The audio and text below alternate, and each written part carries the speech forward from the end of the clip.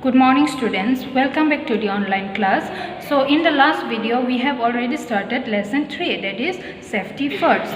So in the last video I have explained you about the safety at home. So how we can maintain or how we can protect ourselves at home from some of the problems which may take place. Okay, so some of the problems were like sleeping on the floor, it may be burns or electric shocks. So these 3 points we have studied in the last class. Okay, so we have studied all the measures like how we can avoid all these accidents which take place at home. Okay, so today let's continue with some other problems, okay, which may take place at home. Okay, the another problem which we may face at home is poisoning. Consumption of medicines and chemicals on your own can cause poisoning. So how we may get poisoning? Like if we consume, that means if we eat or if we take some of the medicines and chemicals, okay, which we do not need.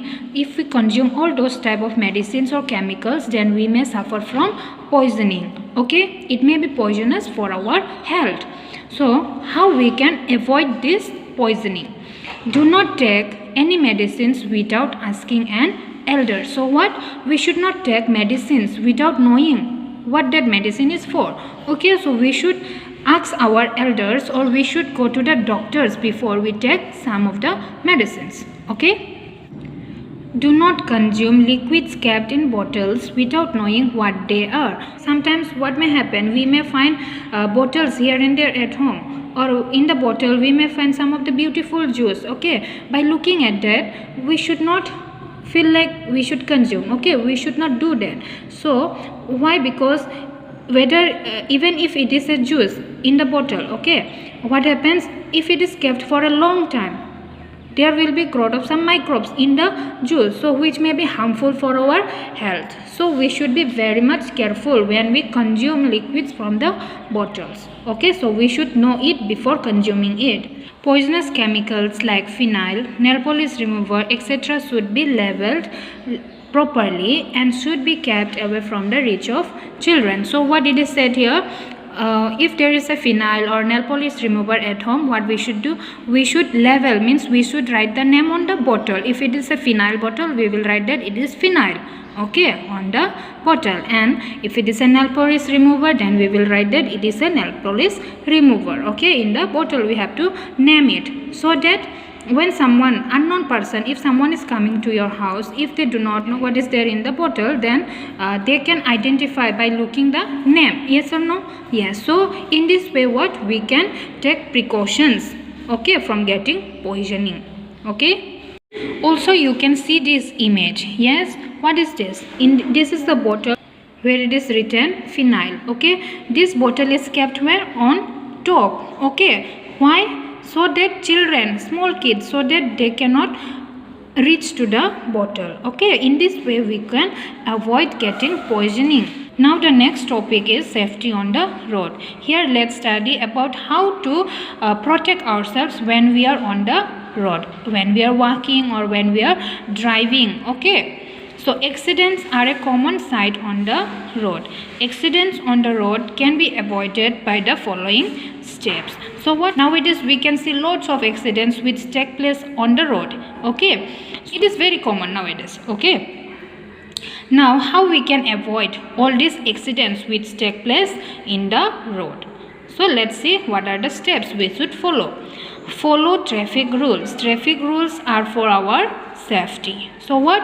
We need to follow traffic rules. This is the first point. Then second, walk on the footpath. When we are walking, we should walk on the footpath. Okay, footpath means what? That is the way which is meant only for walking. Okay, not for driving cars or vehicles. Okay, cross the road at the zebra crossing or use a subway or the overhead bridge. And when we are crossing the road from one side to the other side, what we must use? We must use the zebra crossing or what?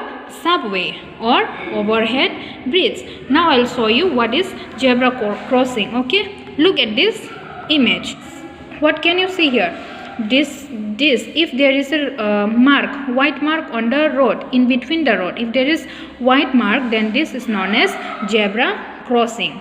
Okay, so where we should walk when we are crossing the road, we should walk from this through the zebra crossing. Okay, from if we were here, then now if we want to go from this side to this side, we will pass the road through this.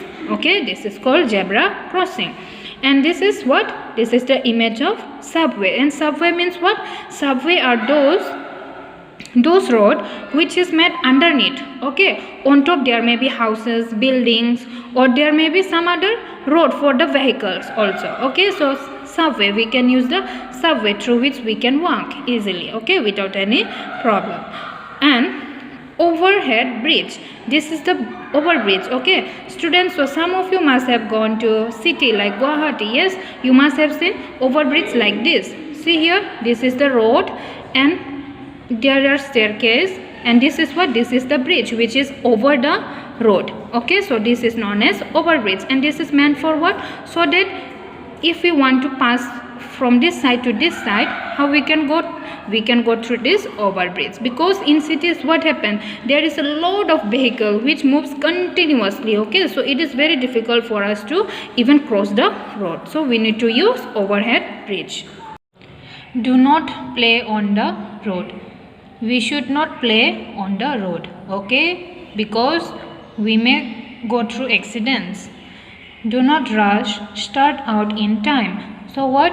We should not be in hurry, we should not rush, we should be punctual so that we can maintain our routine. Okay, so do not rush, start out in time. We should, if we want to go some places, if we want to go some far away places, we should be out of the house on time. Okay, then what? There will be no hurry for us. Okay, while traveling in a car, use the seat belt. While traveling on a two-wheeler like a scooter or motorbike, wear a helmet.